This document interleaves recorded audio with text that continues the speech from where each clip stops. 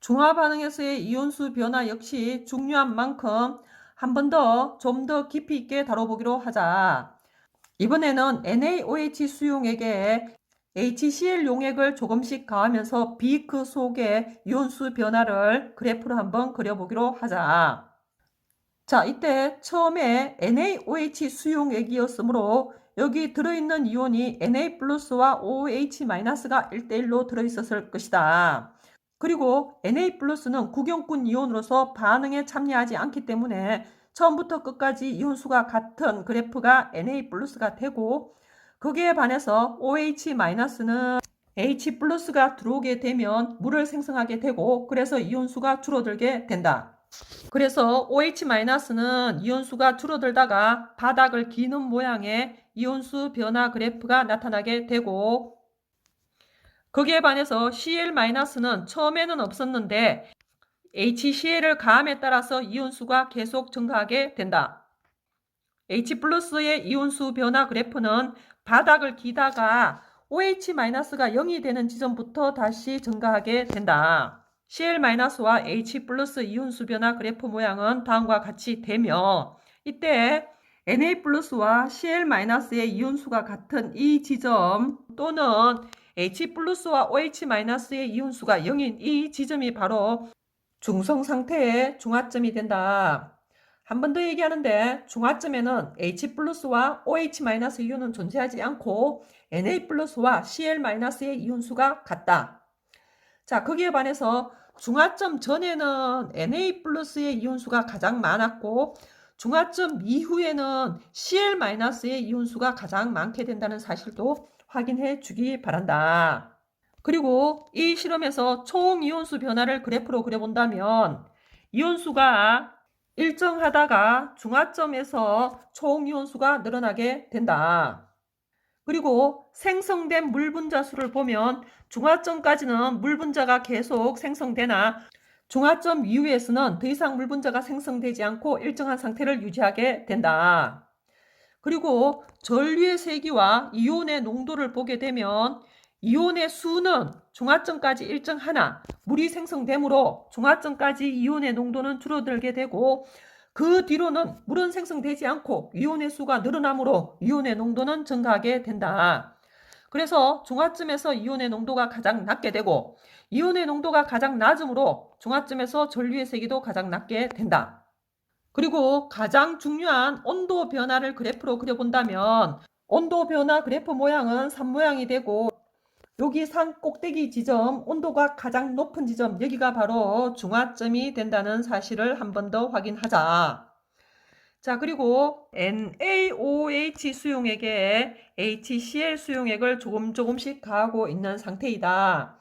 그래서 중화점에서는 X성이 중성이 되고, 중화점 전에는 염기성이었으며 중화점 이후는 산성이 되고, 지시약으로는 페노프탈레인을 넣었다. 그래서 염기에서는 붉은색이고 중성이 되는 중화점에서 무색으로 변하는 걸 확인할 수 있고, 중화점 이후도 산성이므로 그대로 무색을 유지하게 된다.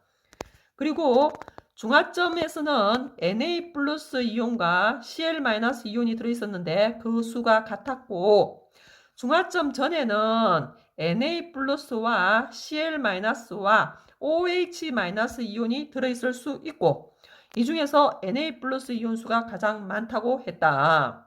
그리고 중화점 이후에는 Na 플러스와 Cl 마이너스와 H 플러스 이온이 존재할 수 있는데, 이 경우에는 Cl 마이너스 이온 수가 가장 많다. 그리고 실험을 통해 중화점을 찾을 수 있는 방법에 대해 알아본다면 가장 쉬운 방법은 지시약을 사용한다. 지시약 색깔 변화를 보고 중화점을 찾을 수 있고, 또는 전류의 세기를 이용할 수 있는데, 전류의 세기는 이온의 농도를 따라가게 되고, 그래서 전류의 세기가 가장 약한 지점이 중화점이 된다고 했다. 그리고 가장 중요한 게 온도 변화인데, 온도 변화는 생성된 물의 양이 많을수록 중화열이 많이 발생하기 때문에 중화점에서 온도가 가장 높다고 했다. 온도가 가장 높은 곳이 중화점이 된다는 사실까지 기억을 하고 넘어가자.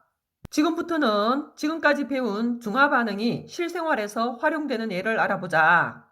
다음의 경우 중에 중화 반응에 해당하는 것을 같이 골라보기로 하자. 먼저 1번은 속이 서릴 때 제산제를 복용하는 것인데, 속이 서린 이유는 위산과다인 경우가 많다. 이때 제산제를 먹게 되는데, 제산제는 산을 제거해주는 물질로 염기성 물질이다. 그렇다고 해서 NaOH나 KOH와 같은 강염기를 먹으면 안 된다. 잘못되면 죽을 수도 있다. 그래서 제산제 성분으로는 약염기인 수산화 마그네슘이나 수산화 알루미늄 같은 경우를 많이 사용하고 있다.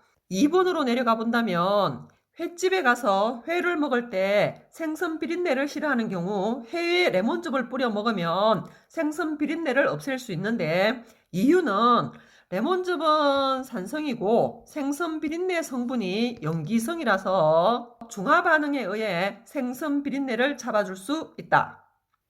3번은 벌레 물린데 약반응인데, 특히 개미와 같은 곤충에게 물리면 개미산과 같은 산성 물질에 의해서 피부가 붓고 가려운 경우가 많은데, 이때 암모니아수와 같은 염기성 물질을 발라주면 중화 반응이 일어나 붓기가 가라앉게 된다. 그래서 1번과 2번과 3번은 중화 반응을 활용한 예가 되고, 4번 같은 경우는 머리카락으로 막힌 하수구에 NaOH를 사용하는 것은 머리카락은 단백질 성분이었고 NaOH는 강염기로 단백질을 녹이는 성질이 있어서 막힌 하수구를 뚫을 수 있다고 했다. 그래서 4번은 중화 반응을 활용한 예는 아니다. 그리고 5번은 토양에 질소 비료를 뿌린다고 했는데, 질소 비료는 산성 물질로서 토양에 뿌리게 되면 중화 반응이 일어나는 것이 아니라 토양에 산성화를 불러오게 된다. 그래서 중화 반응이 일어나지는 않는다. 거기에 반해 산성화된 토양에 석회가루를 뿌리게 되면 석회가루가 염기성이고 중화 반응이 일어나게 되고 토양의 중성화가 되고 농작물이 잘 자랄 수 있게 된다. 그래서 9번은 중화 반응의 예가 되고 5번은 중화 반응의 예가 아니라는 사실을 구분해서 기억해야 한다. 그리고 6번에 우리가 음식물을 먹잖아요, 그치? 음식물을 먹으면 음식물이 분해되어 생성된 충치 원인 물질들이 산성 물질이기 때문에 치약에 염기성 물질이 들어있다. 그래서 우리가 음식물을 먹고 양치질을 하게 되면 중화 반응이 일어나게 되고, 그래서 충치를 예방할 수 있게 되는데, 이것은 중화 반응을 활용한 예가 될 수 있다. 그래서 음식물을 먹고 양치질을 잘 해야 한다. 그리고 7번으로 가면, 석회수는 수산화칼슘 성분 염기성 물질이고, 이산화탄소가 물에 녹으면 H2CO3 탄산을 형성한다고 했다. 그래서 염기와 산의 중화 반응에 예가 되고, 이 경우는 앙금 CaCO3 탄산칼슘 앙금을 생성한다고 했다.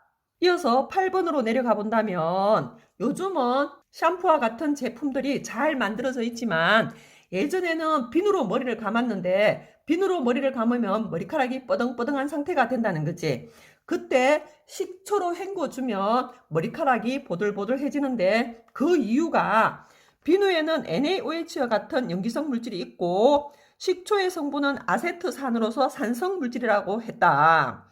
그래서 비누로 감고 식초로 헹구면 중화 반응이 일어나게 되고, 그래서 머리카락이 보들보들해진다. 고로 8번 역시 중화 반응을 활용한 예가 되며, 마지막으로 10번으로 내려간다.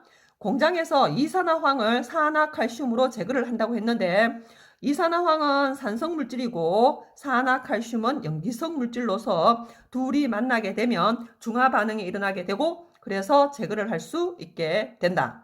고로 10번 역시 중화 반응을 활용한 예라고 할 수 있다. 자, 그래서 4번과 5번을 제외한 나머지는 모두 중화 반응을 활용한 예가 될 수 있다. 이렇게 해서 중화 반응에 대한 강의를 마무리하기로 하자.